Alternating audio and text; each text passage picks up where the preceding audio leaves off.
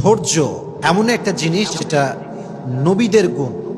প্রত্যেকটা নবী ধৈর্যশীল ছিলেন, প্রত্যেকটা নবী সবের ছিলেন, প্রত্যেকটা নবীকে আল্লাহ তাআলা শক্তির মধ্যে একটা অসাধারণ ক্ষমতা দিয়েছিলেন। প্রিয় ভাইরা, সবর হচ্ছে এমন একটি হাতিয়ার, এমন একটি যন্ত্র যা কখনো ব্যর্থ হয় না।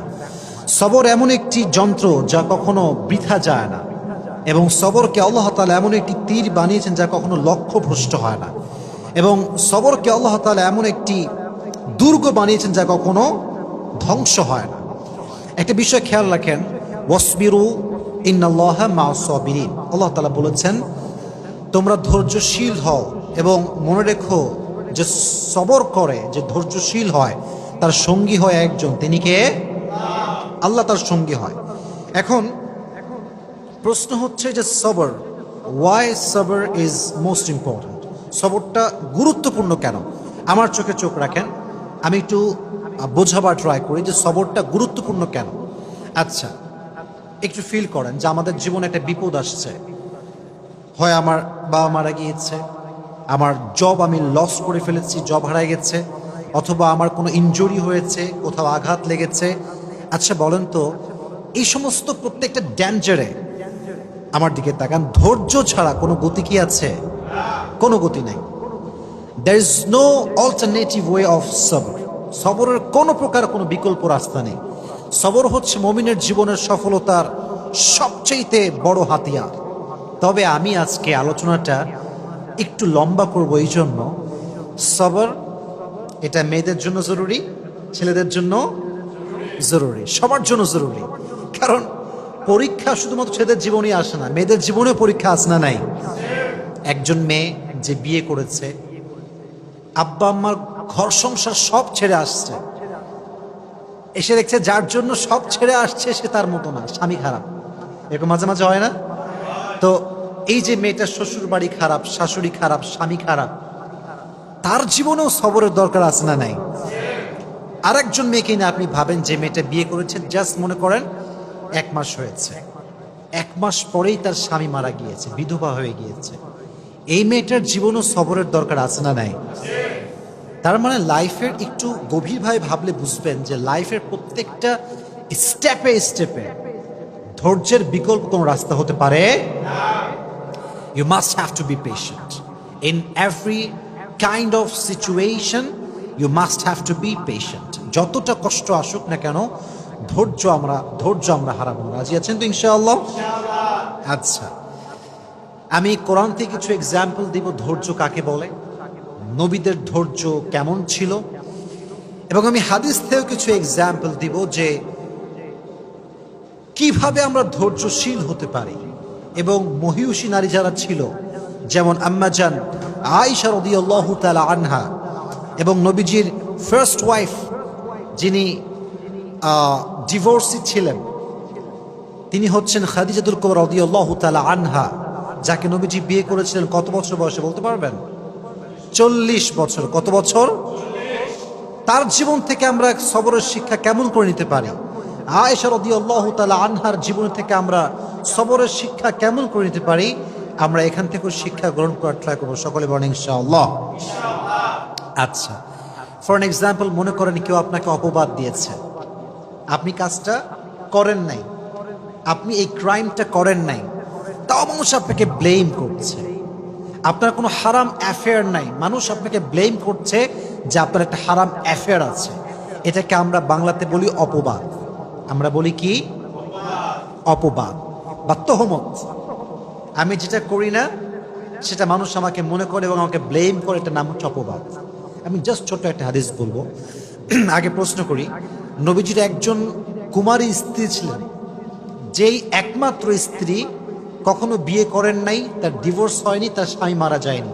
তার নামটা কি প্রিয় ভাইরা? আয়েশা রাদিয়াল্লাহু তাআলা আনহা। ছোট্ট একটা হাদিস শেয়ার করছি। নবীজির মোট স্ত্রী ছিল কয়জন বলেন তো? 11 জন। জোরে বলেন কয়জন? 11 জন। 11 জন স্ত্রীকে নবীজি ঘুরতে নিয়ে যেতেন।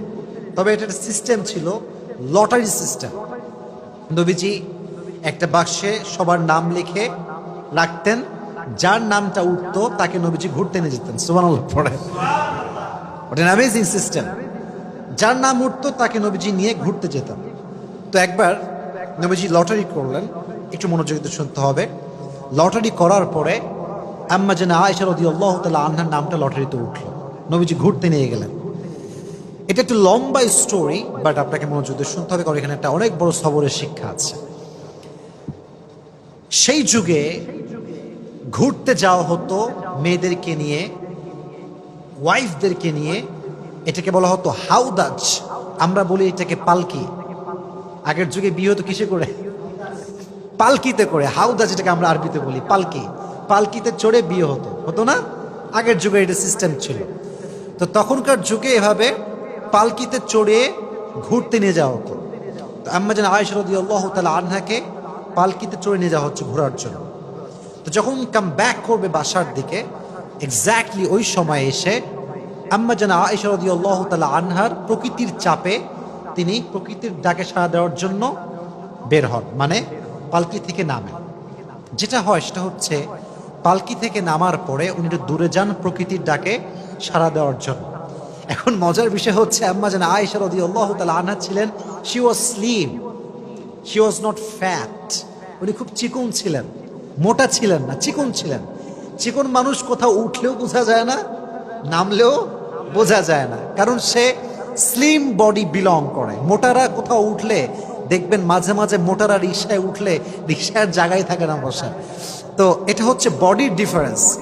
তো কি হলো, উনি যখন প্রকৃতিটাকে সাড়া দেওয়ার জন্য গেছেন, যেই সাহাবি পালকিটা টানছিল, পালকিটা নিয়ে যাচ্ছিল, ওই সাহাবি বোঝে নাই যে আসলেই আম্মা জান আয়েশা উঠেছেন নাকি উঠেন নাই। যেহেতু উনি স্লিম ছিলেন, উঠলেও যা, না উঠলেও উনি নিয়ে চলে আসছে। আম্মা জান আয়েশা রাদিয়াল্লাহু তাআলা আনহা যখন প্রকৃতির ডাকে সাড়া দিয়ে ফিরে আসেন, দেখছেন পালকি নাই। পালকি কোথায়?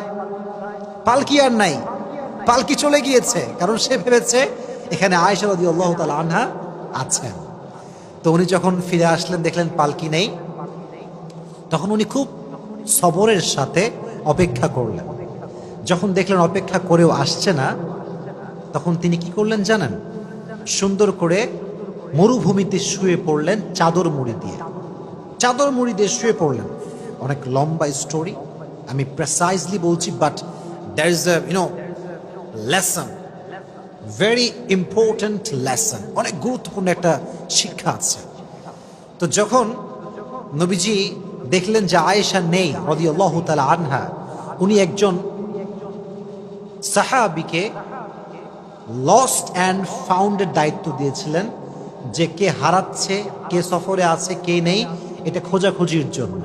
যেমন যদি আপনারা কখনো পিকনিকে যান, দেখবেন যে একজন লোক থাকে যে মাইক নিয়ে ডাকে, অমুকে আসছে কিনা, অমুকে বাসে উঠেছে কিনা। এরকম পিকনিকে হয় কি হয় না? হয়। ডাকে, কোথায় কে আছো, কে মিসিং আছো, বের হয়ে আসো। তো যেই সাহাবীকে নবীজি দায়িত্ব দিয়েছিলেন তার নাম হচ্ছে আব্দুল্লাহ ইবনে মুআত্তাল। আব্দুল্লাহ ইবনে মুআত্তাল রাদিয়াল্লাহু তাআলা আনহু। উনি এবার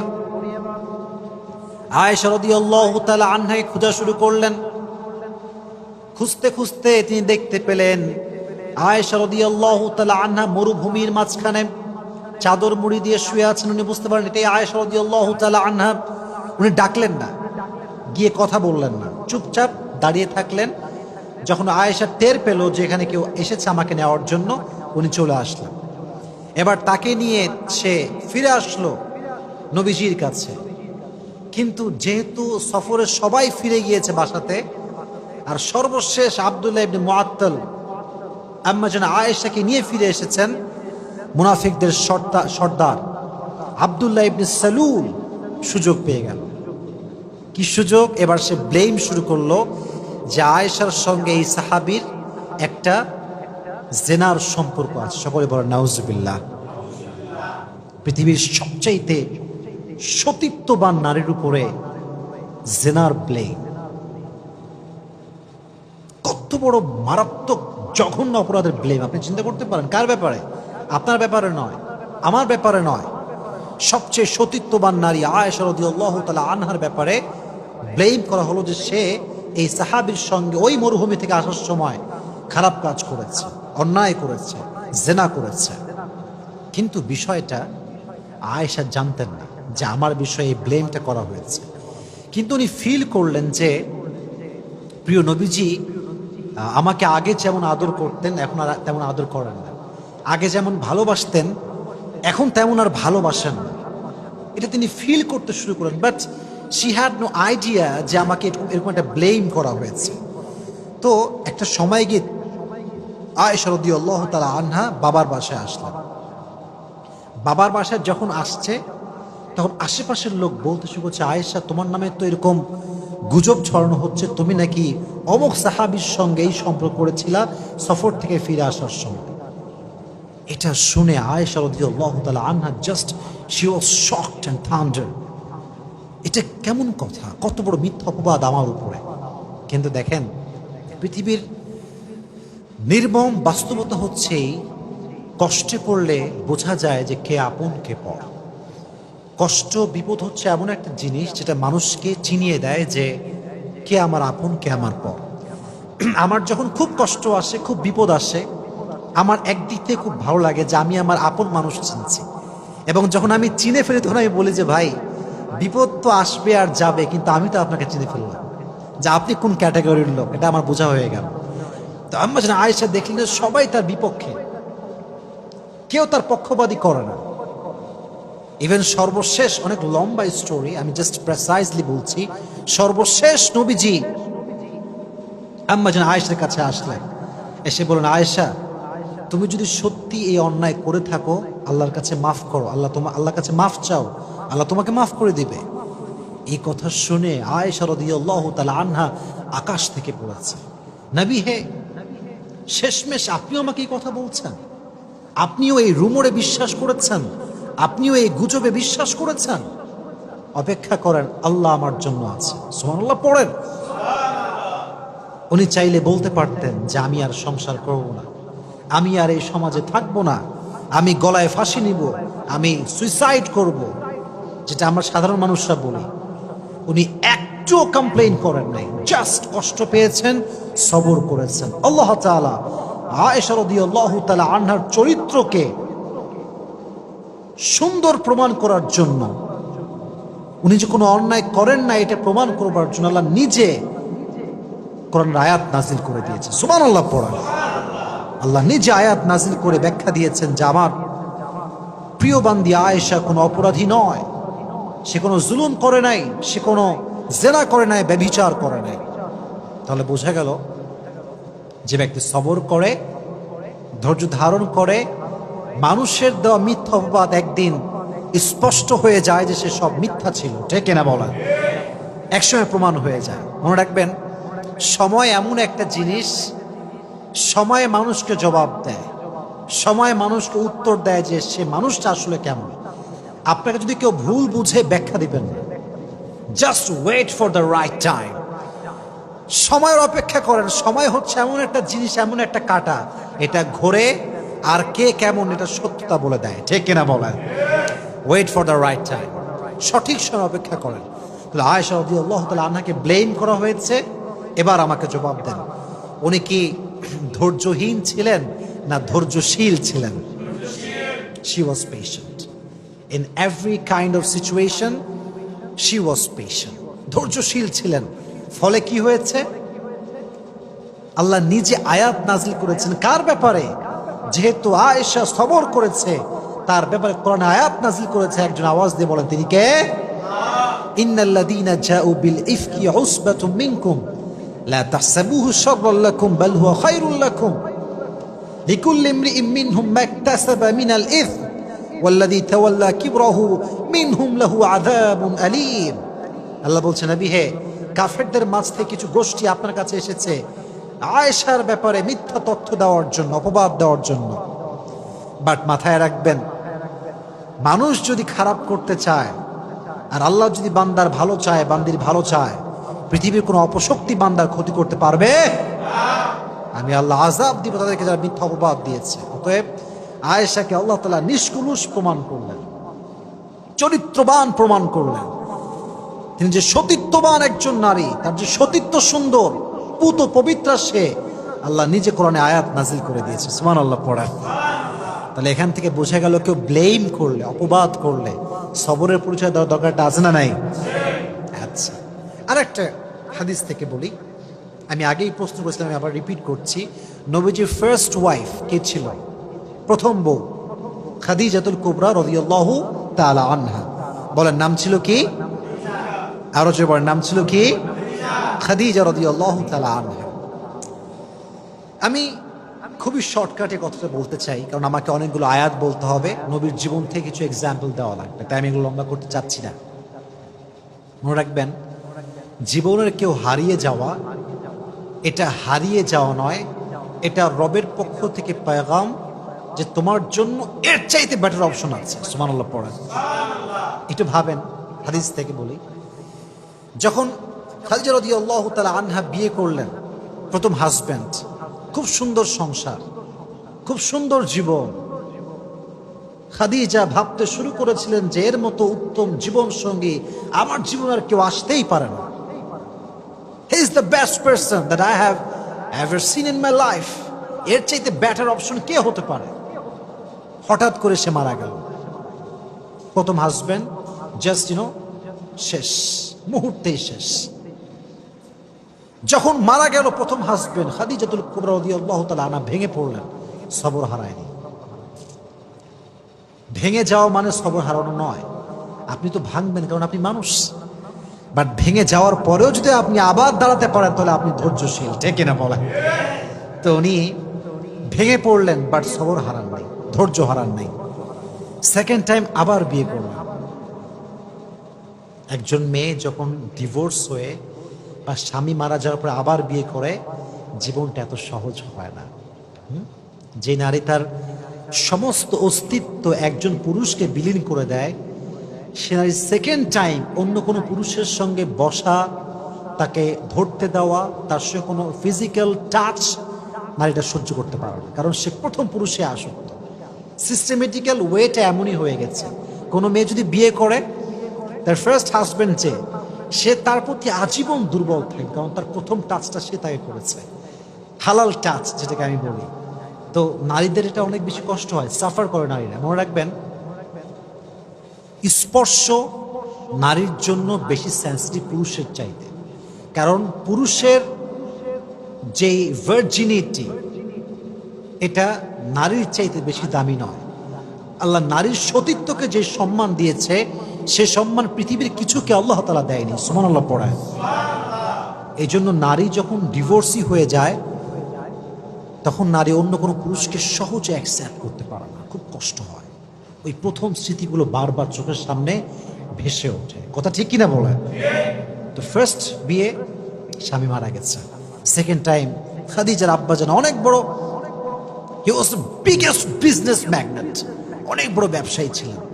বুঝিয়ে শুনিয়ে সুন্দর একজন যুবকের সঙ্গে আবার বিয়ে দেন, এবং এই সংসারটা একটু লম্বা হয়, এবং সেখানে বাচ্চাও আসে, ছেলে সন্তান হয়। সুবহানাল্লাহ পড়া।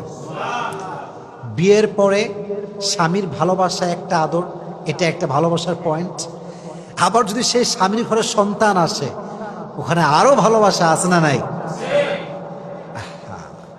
আবার মারা গেল, সেকেন্ড স্বামীও মারা গেল। এইভাবে যখন স্বামী মরতে শুরু করেছে, খাদিজা রাদিয়াল্লাহু তাআলা আনহা ফাইনালি ডিসাইড করলেন যে I will never ever get married again, এটাই লাস্ট, আর বিয়ে করব না। জীবনে যাই হোক আমি সবর করব এবং আমি স্থির থাকবো, আমি আর বিয়ে করব না। তিনি ভেবেছিলেন ফার্স্ট অপশনের চাইতে সেকেন্ড অপশন বেটার হবে না। আবার যখন সেকেন্ড জনকে পেয়ে গিয়েছেন, তিনি যখন মারা গিয়েছেন, ভেবেছেন যে পৃথিবীতে আর কোনো এর চাইতে ভালো হতে পারে না। কিন্তু কেউ না জানলেও সত্য জানে একজন, তিনি কে? ধৈর্যশীল ছিলেন, সবর করেছেন, নিয়ত করেছেন বিয়ে করব না, বাট সবর ছিল কি ছিল না? রেজাল্ট কি হয়েছে? রেজাল্ট দেখেন।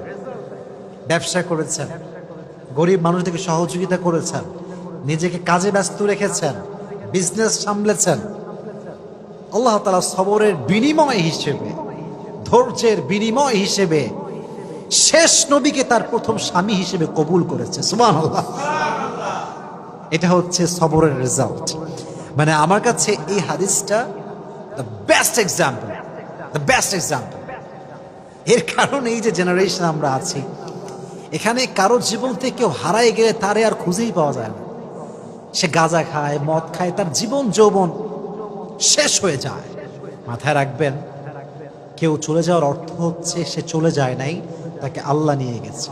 আর আল্লাহ যদি কাউকে নিয়ে যায়, আল্লাহর মেসেজ হচ্ছে এইটা যে আমি ওরে নিছি, এর মানে হচ্ছে আমি তোকে এর চাইতে বেশি উত্তম দান করবো। সুবহানাল্লাহ পড়েন। তাহলে বোঝা গেল, প্রিয় মানুষ মারা যাক, হারিয়ে যাক, চলে যাক কোথাও অজানা জায়গায়, কোনো সমস্যা নেই। আমি তো সবর করেছি, আমি তো ধৈর্যশীল বান্দা। আমাকে পরীক্ষা নিচ্ছে একজন এবং এর ফলাফল দিবে একজন। আওয়াজ দিয়ে বলেন তিনি কে? So every kind of situation, in every kind of situation you must have to be patient. প্রত্যেকটা অবস্থানে আমরা ধৈর্যশীল হব। রাজি আছেন তো ইনশাআল্লাহ? আল্লাহ সবাইকে ধৈর্যশীল হওয়ার তৌফিক দান করুন। সকলে পড়া আমিন। এবার আসেন কিছু নবীদের এক্সাম্পল দেই যারা ধৈর্যের পরিচয় দিয়েছেন। আমি একটু পরীক্ষা করি আপনাদের সবাইকে, দেখি আপনারা কতটুকু ক্যাচ করতে পারেন, গ্যাস করতে পারেন। একজন নবী ছিলেন যে নবীর পুরো শরীরে পোকা ধরে গিয়েছিল, পুরো শরীরটা পোকা খেয়ে শেষ করতে যাচ্ছিল। নবীর নামটা কি ছিল? আইয়ুব আলাইহিস সালাতু ওয়াস সালাম। দীর্ঘ 12 বছর পোকা তার শরীরে ভর করেছিল।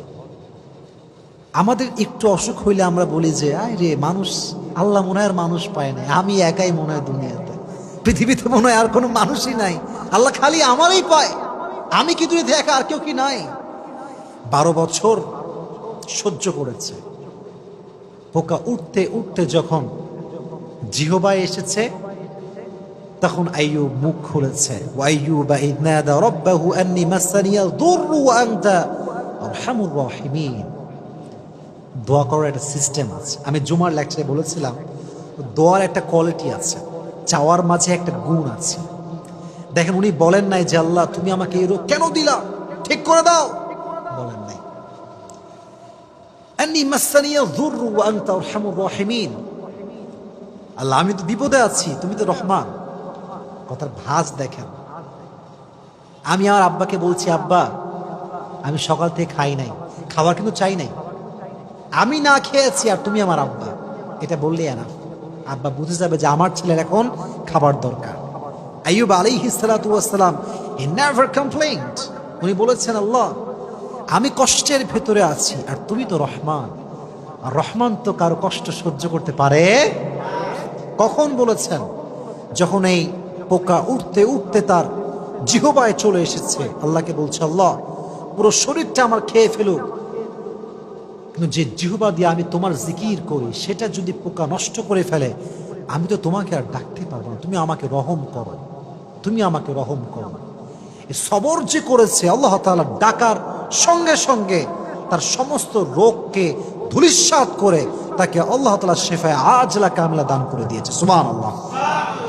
তাহলে বোঝা গেল, রোগ বালাই হচ্ছে ব্লেসিং, মার্সি, বারাকা ইন ইউর লাইফ। যদি মুমিনের কোথাও কোনো কাঁটাও ঢুকে যায়, এই যে আমরা কষ্ট পাই কাঁটা ঢুকলে, আল্লাহ কতটা দয়াময় দেখেন। কাঁটা ঢুকলেও আল্লাহ তাআলা বান্দার আমল নামার থেকে যে গুনাহ আছে এটাকে ঝরিয়ে দেয়। সুবহানাল্লাহ পড়ে। তাহলে বোঝা গেল, আজ থেকে অসুখ হলে আমরা ধৈর্য ধারণ করবো। রাজি আছেন তো ইনশাআল্লাহ? আর একটা এক্সাম্পল দেই সবরের। একজন নবী, আমি আবারও আপনাদেরকে প্রশ্নে ফেলছি, গ্যাস করতে হবে আপনাদের সবাইকে যে আমি কার নাম বলতে যাচ্ছি। একজন নবী যাকে মাছ খেয়ে ফেলেছিল, মাছের পেটে তিনি দীর্ঘদিন ছিলেন, তার নাম কি ছিল? ইউনুস। ইউনুস আলাইহিস সালাতু ওয়াস সালাম। নাম ছিল কি? ইউনুস আলাইহিস সালাতু ওয়াস সালাম। মাছের পেটে দীর্ঘদিন ছিলেন, আল্লাহর কাছে কমপ্লেন করেন না, অভিযোগ করেন নাই, ধৈর্যহীন হন নাই। মাছের পেট থেকে আল্লাহকে ডাক দিয়েছেন, আল্লাহ আমি বিপদে পড়েছি, তুমি আমাকে সাহায্য করো, আমার কোনো কমপ্লেন নাই, অভিযোগ নাই, আমি ধৈর্যহীন হয়ে যাই নাই। দোয়া করার সঙ্গে সঙ্গে আল্লাহ তাআলা মাছকে আদেশ করেছে, মাছ মুখ খুলে একটা বমি করার মতো একটা অ্যাক্ট করেছে। আল্লাহ তাআলা ইউনুসকে এই অ্যাক্টের মাধ্যমে, এই বমির একটা ধরনের মাধ্যমে মাছের পেট থেকে জীবিত উদ্ধার করে বের করে নিয়ে আসছে। সুবহানাল্লাহ। তাহলে বোঝা গেল, বিপদে পড়লে আপনাকে দোয়া করতে হবে। আল্লাহ আমারই পাইলো, দুনিয়াতে আর কেউ নাই, আমি মনে হয় একা, আল্লাহ কি পাইলা আমার তুমি। এটা ধৈর্যহীন হওয়ার পরিচয়। অতএব সবরও থাকবে, দোয়াও থাকবে। বলেন আমার সঙ্গে, সবরও থাকবে, সবর আছে যার সঙ্গে দোয়াও আছে যার, তার সফলতা কেউ আটকাতে পারবে না। সুবহানাল্লাহ পড়েন। আর একটা এক্সাম্পল দেয়, নবীর নাম গ্যাস করতে হবে আমাদের সবাইকে। একজন নবী যাকে আল্লাহ তাআলা ৮০ বছর পরে একটা সন্তান দিয়েছিলেন, সে নবীর নাম কি? ইব্রাহিম আলাইহিস সালাতু ওয়াস সালাম। নামটা কি? ইব্রাহিম আলাইহিস সালাতু ওয়াস সালাম। সন্তানের নাম কিছু বলতে পারবেন? ইসমাঈল। নাম কি ছিল? ইসমাঈল আলাইহিস সালাতু ওয়াস সালাম। সবর কাকে বলে একটু বুঝাই আপনাদেরকে, শর্টকাটে বোঝাচ্ছি। ৮০ বছর পরে একটা ছেলে হয়েছে, আল্লাহ অর্ডার করেছে যাও মাকে এবং ছেলেকে একদম মরুর প্রান্তে রেখে আসবে, যেখানে জনমানবহীন একটা জায়গা, মানুষ নাই, লোক নাই, জন নাই, রেখে আসো যাও। অর্ডার করতে দেরি, রেখে চলে আসছে সেই মরুভূমির মতো একটা জায়গা। তো যখন চলে যাবে, বিবি হাজার চাইলে বলতে পারতেন যে আপনি কেমন স্বামী যে আমার মতো একজন অবলা নারীকে তার সন্তান সহ এক বিশাল মরুপ্রান্তে, মরুভূমিতে, জনমানবহীন একটা জায়গায় রেখে যাচ্ছেন, আপনি কেমন স্বামী? She never complained. She never ever complained like that. বলেইনি কিছু। কি বলেছে আমি জাস্ট রিপিট করছি বাংলাতে সারাংশ। বিবি হাজার বলছে, হে ইব্রাহিম, এটা যদি আল্লাহর অর্ডার হয় যে আমাকে তুই মরুর প্রান্তে রেখে যাবা, জনমানবহীন জায়গায় রেখে যাবা, যেখানে খাবার নাই, দাবার নাই, পানি নাই, তবে শুনে রেখো আমিও এটা বিশ্বাস করি যে আমার আল্লাহ আমাকে মরুর প্রান্তরে না খাওয়ায় মারবে না। সুবহানাল্লাহ পড়ায়। তুমি যদি আমাকে রেখে খুশি হও, আমি এখানে থেকে খুশি আছি। ধৈর্য ধারণ করেছে। ফলে কি হয়েছে চিন্তা করেন, একটু ভেবে দেখেন, এই যে মক্কা, এত দাম কাবার, কাবার গিলাফের দাম, কাবার চত্বরে এত দাম, এই কাবার পাশে যিনি অবস্থান করেছিলেন, যে নারীর কারণে এত সম্মান, যে নারীর ছেলের কারণে জমজমের কুয়ার পানি আমরা পেয়েছি, তার নাম হচ্ছে বিবি হাজার। সুবহানাল্লাহ পড়েন। ধৈর্য, শুধুমাত্র ধৈর্য। এবার আরেকটু বুঝাই, এত ধৈর্য, এত পরীক্ষা। আল্লাহ বলল, ইব্রাহিম যাও সন্তানের কাছে। ৮০ বছর পরে সন্তান পাইছে, আদরও করতে পারে নাই, নিজের কাছেও রাখতে পারে না, রেখে আসে মরুর প্রান্তরে। এবার আসছে আব্বা, ছেলে এদিকে আসো। কি হয়েছে আব্বা? বলছে আমি স্বপ্নে দেখেছি তোমাকে আমি জবাই করছি, এটা আমার আল্লাহর আদেশ। তুমি কি বলছো? ফাংদুর মাযা তারা, what's your opinion about this matter? তুমি কি বলছো বলো। ইসমাইল চাইলে বলতে পারতো, আব্বা আপনি কেমন জালেম, জন্মের সঙ্গে সঙ্গে আমাকে আপনি আদর না করে রেখেছেন মরুর প্রান্তরে, আর আজ আপনি এসেছেন খবর না নিয়ে জবাই করার জন্য। এটা বলে নাই। বলছে আব্বা আপনি যা মন চাই করেন, সাতাজিদুনি ইনশাআল্লাহু মিনাস সাবিরিন, আমি ধৈর্যশীলদের পরিচয় দিব। সুবহানাল্লাহ পড়েন। আহা কি সুন্দর ঘটনা, কি সুন্দর সবরের পরিচয়। এবং এই যে সবর তারা করেছে, যখন আপনারা সবাই জানেন, you all know the story, যখন জবাই করতে যাবে আল্লাহ তাআলা দুম্বাকে পাঠিয়ে দিয়েছেন। আর এই যে আমাদের স্যাক্রিফাইস আমরা শিখলাম, এখান থেকে বোঝা যায় যে যত বেশি স্যাক্রিফাইস করে সে বান্দা আল্লাহ তত বেশি প্রিয় হয়ে যায়। সুবহানাল্লাহ পড়ায়। এজন্য ইব্রাহিম নবী থেকে, ইসমাইল থেকে এবং বিবি হাজার থেকে, সবার থেকে আলাইহিমুস সালাতু ওয়াস সালাম, তাদের থেকে আমাদের সবরের একটা শিক্ষা নেওয়ার দরকারটা আছে না নাই? আমি আর দুইজন নবীর এক্সাম্পল দেব, দুইজন নবী জাস্ট। বলেন একজন নবী ছিলেন যেই নবীকে তার ভাইয়েরা ধরে এনে কুয়ার ভিতরে ফেলে দিয়েছিল, সে নবীর নাম ছিল কি? সবাই বলেন নাম ছিল কি? ইউসুফ আলাইহিস সালাতু ওয়াস সালাম। অনেক লম্বা কথা, আমি ওইটা বলবো না, আমি জাস্ট মূল লেসনটা বলবো। সাইয়েদনা ইউসুফ আলাইহিস সালাতু ওয়াস সালাম যখন যুবক, উঠতি বয়সী যুবক, বাচ্চা বাচ্চা ভাব, এখনো যুবক হয়ে পারে নাই, তার সবগুলো ভাই তাকে নিয়ে কুয়ায় ফেলছে শুধুমাত্র হিংসার কারণে। কিসের কারণে? হিংসা। কুয়ার ভেতরে ফেলে সাইয়েদনা ইউসুফ আলাইহিস সালাতু ওয়াস সালাম একটা জামা নিয়ে আসছে। তার বাবার নাম ছিল ইয়াকুব। ডাক দিয়ে বলছে, হে আমার বাবা, সব ছেলেরা আসছে, আব্বাজান দেখেন ইউসুফকে বাঘে খেয়ে ফেলেছে, আর এই হচ্ছে ইউসুফের জামা। যদি আমার সন্তান আমার থেকে হারিয়ে যায় আমি তো অস্থির হয়ে যাব, দৌড়াবো চতুর্দিকে, কত অভিযোগ করব আমি, কত নাশুকরি করব আমি আল্লাহর কাছে। ইয়াকুব আলাইহিস সালাতু ওয়াস সালাম শুধু একটা ওয়ার্ড বললেন, ফাসবরুন জামিল। উনি বললেন, আমার জন্য ধৈর্যই সবচেয়ে উত্তম হাতিয়ার। সুবহানাল্লাহ পড়েন। আমার কাছে ধৈর্যই সবচেয়ে উত্তম হাতিয়ার। এই যে কথা তিনি বলেন, আল্লাহ তার প্রতিদান দিয়েছে কিভাবে? অনেক লম্বা কথা। এই যে কুয়াতে ফেলা হলো ইউসুফকে ধ্বংস করার জন্য, এই কুয়াতে ইংরেজিতে বলা হয় কুয়াকে ট্যানেল। এটাকে বলা হয় কি? ট্যানেল। কুয়াকে বলা হয় ট্যানেল। এই কুয়াটা শুধুমাত্র কুয়া নয়, এই কুয়াটা হচ্ছে সাইয়েদনা ইউসুফকে সাধারণ ঘর থেকে নিয়ে এসে রাজ সিংহাসনে বসাবার কুয়া। সুবহানাল্লাহ পড়া। লম্বা কথা, আমি অত কথা বলতে চাই না। যখন তিনি মিশরের অর্থনৈতিক যে মন্ত্রী বলা হয়, তিনি হলেন ফিনান্স মিনিস্টার, অর্থমন্ত্রী তিনি হলেন। তো যখন কেনানে অভাব দেখা দিল, তার সব ভাইগুলো ইউসুফের কাছে আসছে সাধারণ মানুষ হয়ে সাহায্য নেওয়ার জন্য। তো অনেক লম্বা কথা, যখন তারা আসছে অনেক কথাবার্তার পরে তারা বুঝতে পেরেছে যে এটা হচ্ছে ইউসুফ। এর নাম কি? ইউসুফ। তো ইউসুফ আলাইহিস সালাতু ওয়াস সালাম বলেন, যাও, তোমাদেরকে আমি মাফ করে দিলাম, এবং মাথায় রেখো, ইন্নাহু মাইয়াত্তাকি ওয়া ইয়াসবির ফাইন্নাল্লাহা লা ইউযিউ আজরাল মুহসিনিন। নিঃসন্দেহে যারা আল্লাহকে ভয় করে এবং ধৈর্যশীল হয় তাদের বিনিময়কে আল্লাহ তাআলা কখনো নষ্ট করে দেয় না। সুবহানাল্লাহ। এবার তিনি সৈন্য নিয়ে, উট নিয়ে, ঘোড়া নিয়ে, ভাইকে নিয়ে ঘোড়ার পিঠে উঠে জাঁকজমক ভাবে সবাইকে নিয়ে এসে তার বাবার সঙ্গে, যিনি বলেছিলেন ফাসবরুন জামিল, আমার জন্য ধৈর্যই সবচেয়ে বেশি শ্রেয়, সবচেয়ে বেশি সেরা, এই ধৈর্যের বিনিময়ে আল্লাহ তাআলা ইয়াকুবকে, সাইয়েদনা ইয়াকুবকে তার সন্তান ইউসুফ ফিরিয়ে দিয়েছে। সুবহানাল্লাহ পড়েন। তাহলে ইউসুফ আলাইহিস সালাতু ওয়াস সালামের জীবন থেকে আমরা শিক্ষা পেলাম এটা, যে সবর ছাড়া জীবনে কোনো গতি হতে পারে। সাইয়েদনা ইয়াকুব আলাইহিস সালাতু ওয়াস সালামের জীবন থেকে আমরা এটা বুঝলাম, সবর ছাড়া জীবনে কোনো গতি হতে পারে। এবার আসেন সর্বশেষ এক্সাম্পল। পৃথিবীতে ধৈর্যের প্রতীক ছিলেন একজন মানুষ, যার উপরে ধৈর্যশীল মানুষ জীবনে আর কেউ আসে নাই, পৃথিবীতে আর কেউ আসে নাই।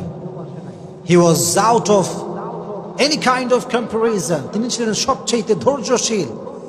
ধৈর্যের ক্ষেত্রে তার কোনো তুলনা হয় না, কোনো কম্পেয়ার হয় না।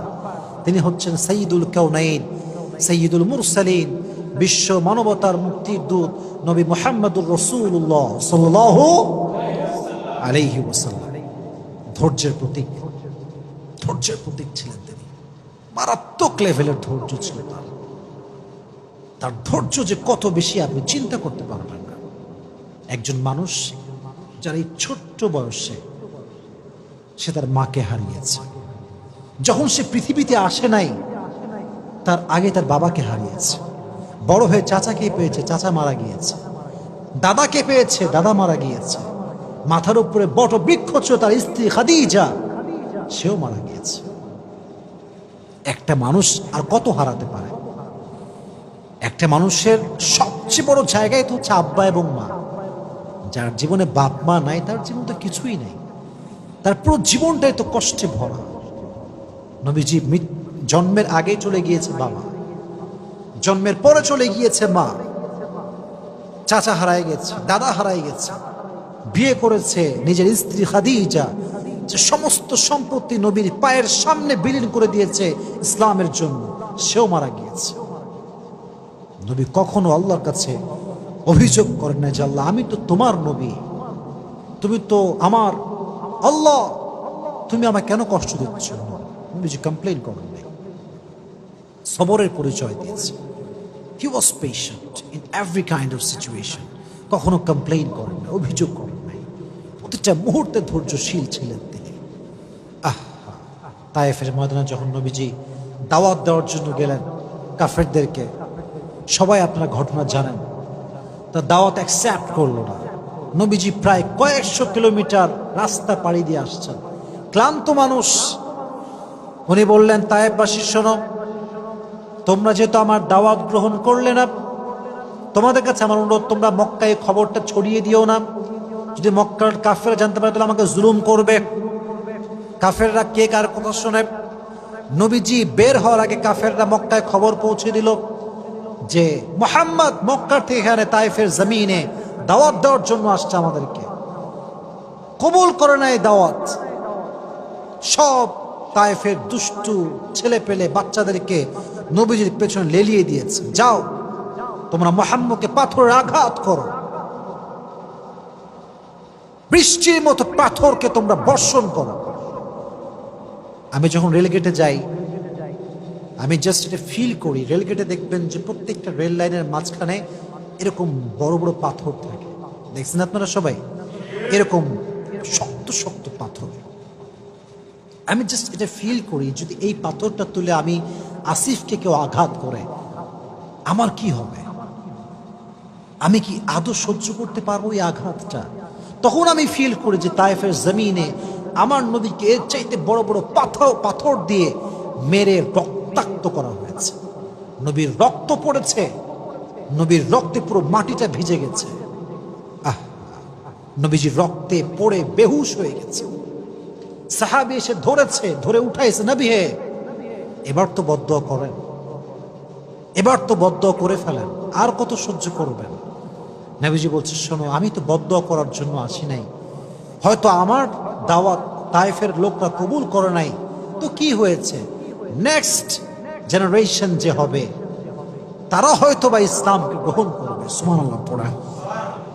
পাথরের আঘাত খেয়ে রক্তাক্ত হয়ে গিয়েছে, ধৈর্য হারায়নি, শক্তি হারায়নি, জুলুমের শিকার হয়েছে, কাউকে বদদুয়া করে নাই, সর্বাবস্থায় ধৈর্যের পরিচয় দিয়েছে, সর্বাবস্থায় দিয়েছে। আজকে আমাদের অভাব আসলে আমরা কত কথা বলি, টাকা নাই, আমার কাছে এইটা নাই, এইটা নাই, I don't have anything, just complain. আছে কিন্তু সব, শুকরিয়া নাই। যার শুকরিয়া যত বেশি তার নিয়ামত তত, যার অশুকরি, যার নাশুকরি যত বেশি তার নিয়ামত তত বেশি কম। ঠিক না বলা? ধৈর্যশীল হতে হবে, সবের হতে হবে, এবং শাকের অর্থাৎ গ্রেটফুল, শুকর গুজার হতে হবে, কৃতজ্ঞ বোধ হতে হবে। আল্লাহ তুমি আমাকে যা দিয়েছো, what ever I have, I am happy with that. আমি আলহামদুলিল্লাহ খুশি আছি। আমার বাড়ি নাই তাও খুশি, আমার গাড়ি নাই তাও খুশি। আল্লাহ তুমি জাস্ট আমার হলেই আমার চলবে ইনশাআল্লাহ। তাহলে বোঝা গেল প্রত্যেকটা নবীর থেকে, যেমন আমরা শুনেছি আইয়ুব আলাইহিস সালাতু ওয়াস সালামের কথা, আমরা শুনেছি ইউনুস আলাইহিস সালাতু ওয়াস সালামের কথা, আমরা শুনেছি ইব্রাহিম আলাইহিস সালাতু ওয়াস সালামের কথা, আমরা শুনেছি ইয়াকুব আলাইহিস সালাতু ওয়াস সালামের কথা, আমরা শুনেছি ইসমাঈল আলাইহিস সালাতু ওয়াস সালামের কথা, আমরা শুনেছি ইউসুফ আলাইহিস সালাতু ওয়াস সালামের কথা, আমরা শুনেছি নবীর কথা, শেষ নবীর কথা। এর দ্বারা বোঝা গেল যে ধৈর্যশীল আমরা আজ থেকে আর হব না। হব কি হব না? আল্লাহ সবাইকে ধৈর্যশীল হওয়ার তৌফিক দান করুন। সকলেই পড়া আমিন। আর বিশেষ করে আমি একটা কথা বলে শেষ করতে চাই আমার বোনদের জন্য, specially for my sisters, those who R listening me from YouTube or Facebook, this is my humble request for everyone. যদি বিয়ের পরে দেখেন আপনার স্বামী খারাপ, তাহলে আগেই অভিযোগ করেন না, আগেই ডিভোর্স নিয়ে ভাইবেন না। Divorce is just far away, बहुत दूर की बात है। पहले ट्राई करो, पहले कन्विंस करो, पहले एडजस्ट करो, फिर उसके बारे में सोचना। আমরা আগেই ডিভোর্স নিয়ে ভাবি যে তালাক দিলেই মনে সমাধান। না, কে বলছে আপনার সমাধান? আপনি মনে করতেছেন আমার বোন যেই স্বামী বাদ দিলে আরেকটা স্বামী খুব ভালো হবে, কে বলছে আপনার? গ্যারান্টি আছে আপনার কাছে? ছেলেরা প্রথমে খুব ভালো মনে হয় দেখলে, ফেরেশতা, কনফার্ম জান্নাতি লেভেলের একটা, পরে গিয়ে যে কি বদমাইশ হয় এটা আপনি কল্পনা করতে পারবেন না। এই জন্য যেই স্বামী আপনার কাছে আছে ওকে একটু কনভিন্স করেন, ওর সঙ্গে অ্যাডজাস্ট করার ট্রাই করেন। You have to give your best, you have to try your best, you have to give the best effort. যতটুকু পারা যায় ট্রাই করেন মানানোর জন্য, ভালোবাসা দিয়ে, আদর দিয়ে, যত্ন দিয়ে, আব্বা আম্মাকে দিয়ে, মুরব্বিকে দিয়ে তাই কনভিন্স করেন। মাথায় রাখবেন, নারীর ডিভোর্স হয়ে গেলে তার সম্মান কমে যায়, তার স্ট্যাটাস লো হয়ে যায়। যতই আপনি ওয়াজ করেন, যতই আমি ওয়াজ করি, দিন শেষে সত্য সত্য, রিয়েলিটি ইজ রিয়েলিটি। এখানে কোনো প্রকার কোনো কথা চলবে না। এই জন্য বন্ধুকে বলবো, বোনেরা, যদি সাংসারিক জীবনে সুখী হতে চান, there is no alternative way of সবর। সবর যার আছে বেশি, তার সংসার তত টিকে বেশি। আমার সঙ্গে রিপিট করেন, রিপিট আফটার মি। যেই মেয়ের সবর যত বেশি, তার সংসার টিকে তত। আপনি দেখবেন অনেক সময় বিয়ের 2 দিন পরে ডিভোর্স, এরকম ঘটনা বাংলাদেশে আছে না নাই? মানে বিয়ে করে গেল, জাস্ট শুনলাম 2 দিন পরে ডিভোর্স। ভাই, হোয়াট হ্যাপেন্ড? ডিভোর্স আপনার সঙ্গে হতে পারে, আমার সঙ্গেও হতে পারে। It can happen with anyone, but the fact is, are you really patient? আপনি কি ধৈর্যশীল কিনা? That is the fact. আমি ধৈর্যশীল হলাম না এবং আমার ডিভোর্স হলো, আপনি অধিকার রাখেন আমাকে ব্লেম করার, যে আপনার মতো ফালতু লোক দুনিয়াতে কেউ নাই। কিন্তু আমি যদি পেশেন্ট হই, আমি যদি আমার ওয়াইফের সঙ্গে অ্যাডজাস্ট করে চলি, সব কিছুর পরে যদি আমি ব্যর্থ হই, তাহলে আপনি আমাকে ব্লেম করতে পারবেন না।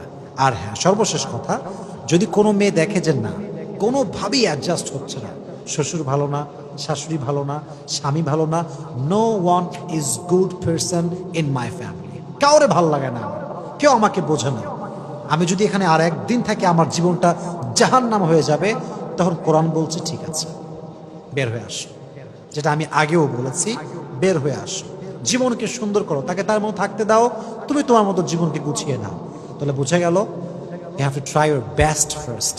আগে সর্বোচ্চ ট্রাই করেন, না পারলে তখন দেখা যাবে। তবে সবর হচ্ছে পৃথিবীতে সুখে থাকার সবচেয়ে বড় মাধ্যম। আল্লাহ আমাদের প্রত্যেকটা ভাইকে, প্রত্যেকটা বোনকে সবরের মতো একটা শক্তিশালী গুণকে অর্জন করে চলার তৌফিক দান করুন। আমিন।